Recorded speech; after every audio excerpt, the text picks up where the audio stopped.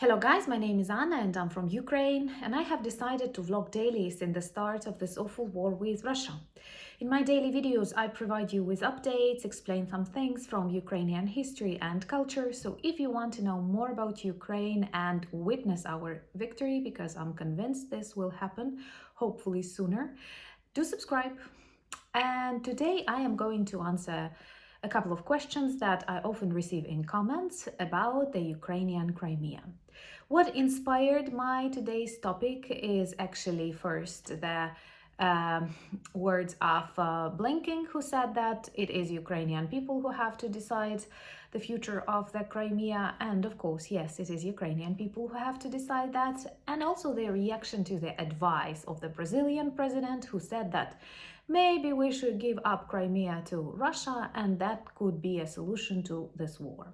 So let me explain what is Crimea, how important Crimea is, and that Crimea is Ukraine and definitely not Russia.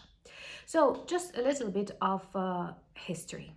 This is a very beautiful peninsula situated in the south of Ukraine, washed by the waters of the Black Sea, and of course it was known back in the antique times. You can find information about Crimea in the works of Herodotus, for example. Lots of ancient Greek, Scythians, and other ethnic groups that do not even exist right now lived in the cities, in the polises close to Crimea, in Crimea, and it was an extremely important trading point. Also, it is often mentioned in various agreements between Byzantium and Kiev Rus, where they cannot agree what territories belong to what. But anyway, it is an example that Crimea was negotiated with Kiev Rus. Also, it was mentioned numerous times in Kiev Rus chronicles, and for example, the city that many of you know, Kerch, because of a Kerch bridge that was built by Putin and later blown up by Ukrainian armed forces. I hope, even though they say no. Anyway, Kerch is known since the time of Kiev Rus, and it had a Ukrainian equivalent, which is known as Korchevo. Sounds really Ukrainian. So there are lots of cities that were treated as important points and mentioned in Kiev Rus chronicles. Also,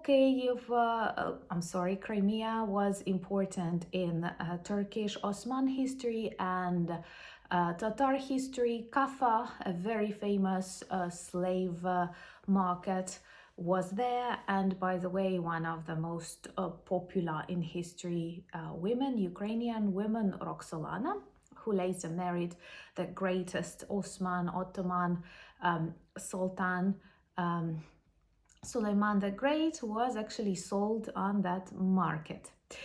And Ukrainians were also the prominent power when fighting in Russian-Turkish war. The majority of soldiers that took place in that Russian-Turkish war were Ukrainians.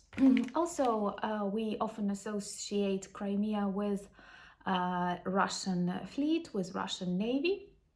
And first Navy ships appeared in the Black Sea at the end of 18th century, and these were Cossack ships, and they were controlled by Cossacks. The problem is that at the end of the 18th century, many of them were under influence of Russian Empire, but still we may officially say that Russian Black Sea Navy was organized by Ukrainians. Our mistake. After the October Revolution in 1918, Crimean landlords and the majority of businessmen voted to join Ukraine, and they did not want to be a part of the USSR back in that time. But of course, slowly, communists managed to occupy huge territories that belonged to Ukraine, and as a result, the territory of the Crimean Peninsula was severely Russified. Starting from the 20s of the 20th century, all Ukrainian schools were closed, and many Russian people were invited to come there. What is kind of very illustrative, when Crimea was under German occupation in 1941, Nazis returned Ukrainian schools back to Crimea. They allowed to work in Ukrainian language. In 1944, a very tragic period for Crimean Tatars started. First of all, I have to say that this is a very beautiful indigenous people of Ukraine. They live there for centuries. They have their own very beautiful and tasty culture. By the way, all over Ukraine, we have lots of restaurants of Crimean Tatar cuisine.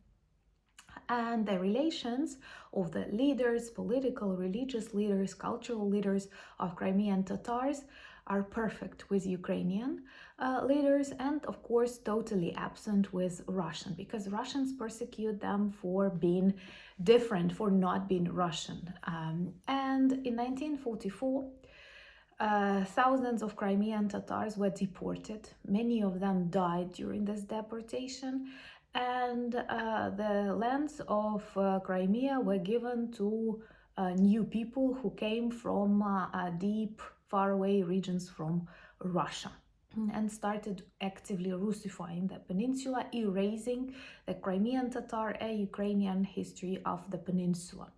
That is a very tragic period that actually failed.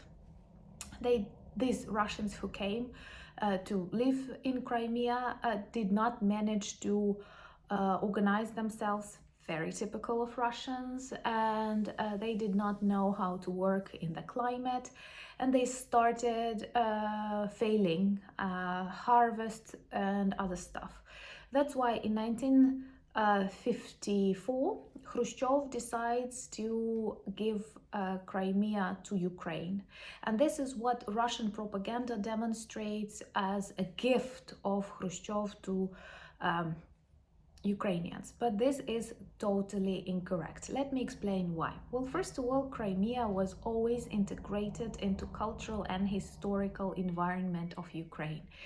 Even when it was populated more by Tatars, Turks, Greeks, Crimean Tatars, and other nationalities, Ukrainians were always living there too, coexisting, friendly, and all the infrastructure, all the trade, exchange existed in the direction of Ukraine, not in the direction of Russia. Secondly, they did not give Crimea as a present, they gave Crimea as a problem. It was devastated after the Second World War, and Russians who came to work there failed in agriculture everywhere. Nothing grew. They don't know how to work in that climate. So Ukraine received Crimea as a trouble, and you know that Ukrainians are better at many things in comparison to Russians. Sorry, I don't want to be arrogant, but you see, being smaller country, being a country with less military industrial objects, we were able to withstand this evil monster. So we were effective, and that was one of the reasons. And of course, Ukrainians started actively rebuilding the infrastructure of Crimea, and it is extremely connected to Ukraine. Water, electricity, traffic connections, all of that is really important. The Russians have occupied Crimea in 2014, but they were occupying it slowly during all the years of independence, and it was a huge mistake of Ukrainian politicians. Some of them were totally pro-Russian figures created and financed by Russians, and as a result, Russian Navy stayed in the Black Sea for a really long period of time. Firstly, on the surface, it was bad because a beautiful territory, ideal for resorts. Some people compare them to the southern side of France, for example. It is beautiful. It has the sea, it has the mountains, but they have turned it into a military base. And military base leads to what? Dirty waters, zones that are under control, not enough beaches, not enough infrastructure. So one problem. But another problem is that together with Russian Navy, with Russian military bases, hundreds and thousands of Russian military people came, who stayed there, who lived there, who changed the cultural landscape of the peninsula, and of course who were ready to get into various local councils, parliament, and so on. Many of them were Russian citizens and Ukrainian citizens, even though double citizenship is forbidden by Ukrainian laws. In 1991, people of the Crimean Peninsula voted for the joining of Ukraine. So that was their decision on the referendum. And these 30 years, Russians were using to Russify them, to build up this military strength. That's why after the Revolution of Dignities, they decided to use this opportunity and to occupy Crimea. They were still afraid of this global public opinion, and it was done with the help of green peoples who were not there wearing any signs that they belonged to a particular army, but it was obvious that these were official Russian armed forces, just not wearing signs. This is very mean, very treachery, but very characteristic for Russian approach to special military operations. What is also important, and I have to once again stress that Crimea is not a present to Ukraine. If you look at the map of Ukraine before the Soviet Union, you would see that borders were different. And many of the territories that were ethnic Ukrainian territories now belong to Russia. And in these regions, people still speak Ukrainian language, have Ukrainian names, have Ukrainian cultural heritage, sing Ukrainian songs. And when they are asked what is their nationality, of course, they don't say they are Ukrainians because they were persecuted, controlled, and brainwashed. But they also do not say they are Russians, and they invent something like, we are Cossacks. Because like many of that regions bordering with now Ukraine and being once Ukraine were inhabited by Cossacks who are descendants of Zaporizhia Sich Cossacks. These regions are, for example, Rostov, Belgorod, Kursk, Voronezh. These are Ukrainian ethnic territories that were stolen when Soviet Union was changing its borders. And many countries, Finland, Baltic countries, Poland, Moldova know what is Russian border design. Typically, they always try to bite off territories and to encode various conflicts so that they can provoke them in case they need them. That's what they did in Georgia too, by the way. So, of course, Ukraine is not going to relook borders because many advise us that after we win in Ukraine, take back Crimea, we have to continue and take other ethnical Ukrainian territories. We're not going to do that because this is a bad precedent. And at a certain moment of time, perhaps somewhere after the Second World War, nations of Europe agreed on the borders, and we have kind of respect that because that's the way people survive on this planet, saving it for future generations. But anyway, Crimea is definitely not Russia. Crimea is Ukraine with a beautiful heritage of various indigenous people. And I believe one day Crimean Tatars will return there. Ukrainians will return there.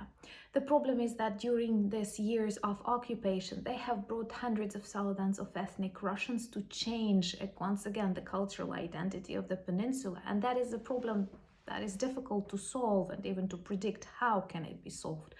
But anyway, I see great potential in Crimea as a place to have a rest, as a resort. Maybe we should borrow experiences from our, Turkish neighbors who are successful in that sphere. It is a place where vineyards can grow and Crimean wines are good. They were known for centuries.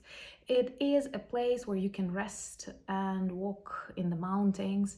It's a beautiful land that should not be a military base and that should not be a Russian platform for threatening the world. So I do hope that Crimea will return to Ukraine and that this will happen soon. And our victory and punishment of Russia is impossible without the return of Crimea to Ukraine. I hope I have clearly explained you the opinion that the majority of Ukrainians share, and thank you so much for asking these questions. Always leave me questions that you want to know in the comments. And I'm looking forward to our stream tomorrow, 8 p.m. Kyiv time. Please join. Thank you so much for buying me coffees. It is a great inspiration, and for becoming my patrons. I greatly, greatly, greatly value that, and you give me inspiration for other projects. Thank you so much, and thank you for your support of Ukraine, attention to my country. If you're new to the channel, please subscribe, and Slava Ukraini!